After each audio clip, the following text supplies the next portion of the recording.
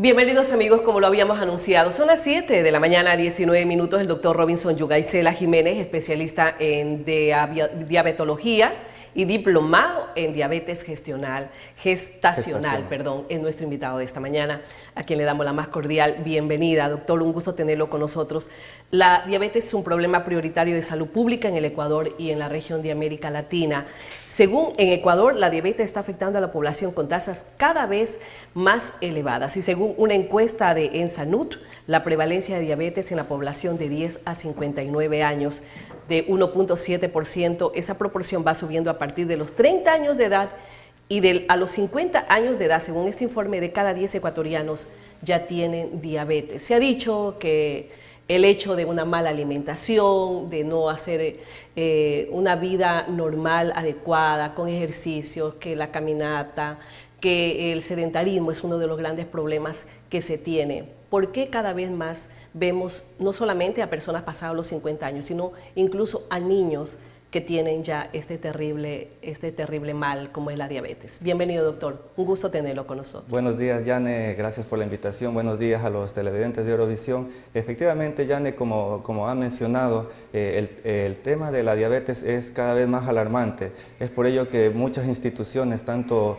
públicas como privadas, ONGs, están interviniendo para tratar de minimizar este problema, ya que las proyecciones no son nada buenas. Proyecciones de aquí de a 20 a 30 años no es solo multiplican en 2 y hasta en 3 veces estas estimaciones. Entonces es el problema por el cual ahora se está interviniendo para tratar de evitar llegar a esas cantidades. Si ahora es un problema de salud pública, no solo a nivel de Ecuador, sino a nivel mundial, dentro de 10 o 20 años será mucho más. Como habías mencionado, el tema en niños es algo que antes no se veía. Cuando apareció el tema de la diabetes, fue creciendo su prevalencia, no era tanto. Ahora es cierto, incluso antes se tenía la diabetes tipo 1, que era en niños, o sea, una diabetes que no tenía nada que ver con la alimentación, sino con un problema inmunológico. Yeah. En cambio, ahora se ve que niños, que antes que la diabetes tipo 2, que es la que está relacionada al sedentarismo, a la mala alimentación, y que se presentaba por lo general pasado los 40 años,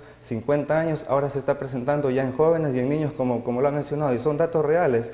Es 1 de cada 10 ecuatorianos, o a nivel mundial la estimación es esa. Estamos hablando en algunos países del 8 o 9%, en otros países como en Brasil estamos hablando ya del 12% de la prevalencia. Entonces el tema de la diabetes es preocupante, no solo por el gasto público que genera a nivel del Ministerio de Salud, sino también por el tema de la afectación emocional que implica tener un familiar con diabetes. Por supuesto, es una enfermedad degenerativa y es terrible ver, lo hemos vivido en carne propia.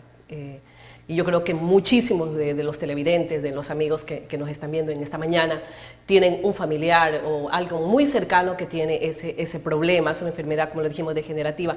Pero, ¿qué es lo que ha hecho el Estado ecuatoriano como política pública? No podemos desconocer que nos falta muchísimo en educación para la salud. El hecho de tener un desconocimiento único, la prevalencia de la obesidad que ya se la está viviendo, que está aumentando en todos los grupos sociales y especialmente en los niños. ¿Acaso esas campañas, medidas como, por ejemplo, los productos de consumo donde le dicen alto en azúcar, bajo en sal, eso de alguna manera ha ayudado para poder nosotros prevenir y mejorar nuestra alimentación? Sin duda que este tipo de campañas son muy bien intencionadas y dirigidas a tratar de disminuir, pero el tema se ha visto que en realidad no ha sido suficiente, y no porque sea un tema de malas políticas públicas, sino tal vez porque falta aún más. O sea, se puede hacer más por el hecho de que, por ejemplo, si sabemos que el tema de la nutrición es clave, pero la realidad de nuestro sistema de salud, hablando de nuestra provincia, por ejemplo, médicos con especialidad en nutrición o licenciados en nutrición que estén al frente de programas dentro del Ministerio de Salud son muy pocos. O sea, la cantidad profesional por ese lado es deficiente para poder prevenir esto, qué sé yo, con el tema de campañas desde el lado nutricional. De igual manera, por ejemplo, médicos que se dediquen a la diabetes, lamentablemente al nivel del Ministerio de Salud se los tiene en los principales hospitales donde deberían estar, es cierto, resolviendo, pero pienso que también deberían estar al frente de campañas, dirigiendo, y no hay campañas que a lo mejor tengan la supervisión directa de los médicos especialistas en esta área. O sea, se ha hecho, pero falta falta mucho por hacer. Exactamente, No es suficiente. Exactamente, no es suficiente, y por el tema que habíamos hablado, la obesidad que había mencionado, también es otro tema importante, que es consecuencia de la mala alimentación. Y la consecuencia de la mala alimentación, por ejemplo, es la obesidad, y esta obesidad trae consigo no solo diabetes, no hipertensión, sino también lo que se está viendo en aumento, el tema de cáncer. La obesidad está totalmente relacionada a la mayor prevalencia de cáncer por el tema de que internamente al haber obesidad se incrementan unos factores de crecimiento, especialmente el IGF-2, que lleva consigo a la predisposición al cáncer. Entonces vemos que la obesidad es un problema, es lo previo a la diabetes o a la hipertensión en muchos de los casos, no siempre, porque hay pacientes que pueden tener un peso normal, pero que también tienen diabetes, y es debido a la mala dieta. Entonces, en sí, la base realmente es una mala alimentación, o no, una alimentación que no es adecuada. Exactamente, y el sedentarismo. Entonces, eso es clave. Las estadísticas marcan el incremento de la diabetes. ¿Es un tema cultural? ¿Es un tema social? No sé, hablemos si hay la costumbre o la práctica del deporte, que es tan importante, se la está viviendo en otras provincias con mayor intensidad.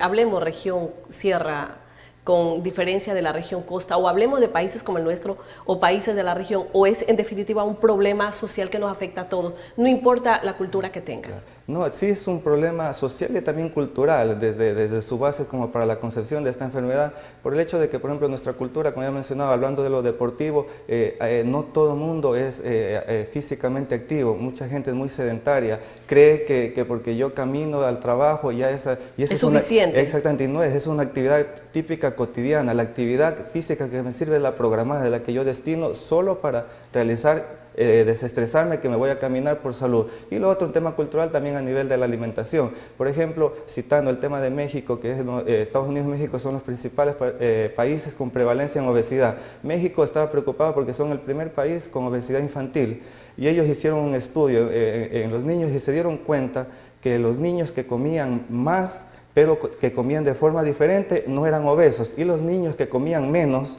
pero de mala manera, eran obesos. Y esto llamó la atención. ¿Por qué? Porque culturalmente uno cree que el que come más es obeso, y en realidad Mentira. no es así, y depende de los horarios. Exactamente, y sobre todo de los horarios. Un horario correcto de la alimentación en nuestro cuerpo, así yo coma más que una persona que come menos, esta persona que come menos será más obesa que la persona que come más, pero sabiendo diferenciar los horarios, las 4 comidas, 2 colaciones. O sea, criterio equivocado, aquellos que dicen no voy a merendar porque merendar me engorda, voy a subir de peso, y es falso, ¿no? Claro. Depende del horario y de la alimentación. Exactamente, y muchos jóvenes, claro, por ejemplo, los jóvenes que están haciendo actividad física, running, para bajar de peso, ellos dicen yo no meriendo, yo no desayuno, solo almuerzo, y total son los que más obesidad abdominal acumulan. Y esta obesidad abdominal es la que me lleva a mí con el tiempo a la diabetes y a la hipertensión. Y estamos hablando de diabetes, un tema de un promedio de un 10% de prevalencia, pero no se está hablando que la prediabetes, es decir, valores que vengan ya un poco altos, aunque no me diagnostiquen de diabetes, es hasta un 20%. Y es un aviso. Exactamente, entonces en realidad, para decir, hablando como hiperglucemia, es decir, como azúcar alta, incluyendo a la diabetes y a la prediabetes, se puede decir que estamos entre un 30 y 40% de la población, pero es esa población que aún no ha sido diagnosticada, esa población que está en valores de azúcar entre 100 a 126 y que están ahí esperando debutar como diabetes, que este promedio puede ser entre 2 meses a 6 años previo al diagnóstico de diabetes, ellos ya están con hiperglucemia. Y ahí también debería irse enfocando, porque en prediabetes todavía podemos hacer algo cuando se haya un diagnóstico. ¿Cuál es la recomendación, doctor? La recomendación, lo ideal sería, por ejemplo, que todas las personas pudiéramos hacer un chequeo médico, un control. Si se cree que está con riesgo, es decir, que tiene antecedentes de familiares con diabetes, algún momento tuvo azúcar alta o que tuvo dislipidemia, es decir, como dice comúnmente la gente, de las grasas elevadas, se recomienda un examen de control cada 6 meses, y ahí vamos a ver una glucosa cómo está. Como digo, si está de 100 a 126, se hace un nuevo examen y se realiza correctivo. Si no está más de 100, entonces uno dice hay que hacer esto y esto. Es una forma de prevenir el tema, como digo, sobre todo la prediabetes, que es la que no está diagnosticada y que es un gran porcentaje. El diabetes no solamente, como usted lo dijo, y según los estudios, no solamente es para personas que cumplen ya una mayoría de edad, que es lo general. Yo creo que lo que preocupa enormemente, pasar los 50 años y pensar si es que vas a tener o no diabetes. Sí. La diabetes mellitus y gestacional también es una forma de diabetes inducida por el embarazo. ¿También es un problema social hoy en día?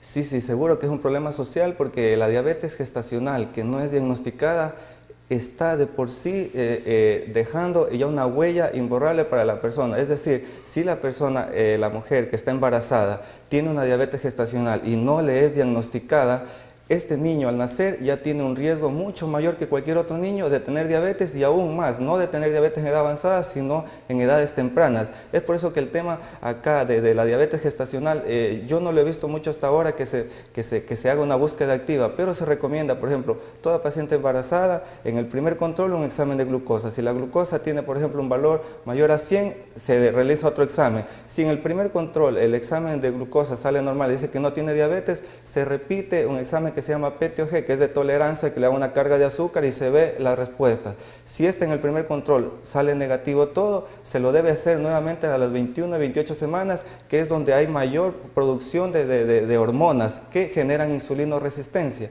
Y si aquí en este periodo también sale negativo, se lo debe hacer entre las 31 y 38 semanas, si tenemos factores de riesgo que la paciente comparta, por ejemplo, la edad, antecedentes de diabetes, todo, entonces la búsqueda es continua. ¿Por qué? Porque a veces, incluso a las 32 semanas de diabetes gestacional, si se la diagnostica, se puede hacer algo. Si no se diagnostica, vamos a tener el niño que va a crecer demasiado y va a tener las consecuencias de la diabetes. O sea, depende muchísimo del control médico que se haga, y los exámenes con la regularidad indicada. Doctor, usted habló de las...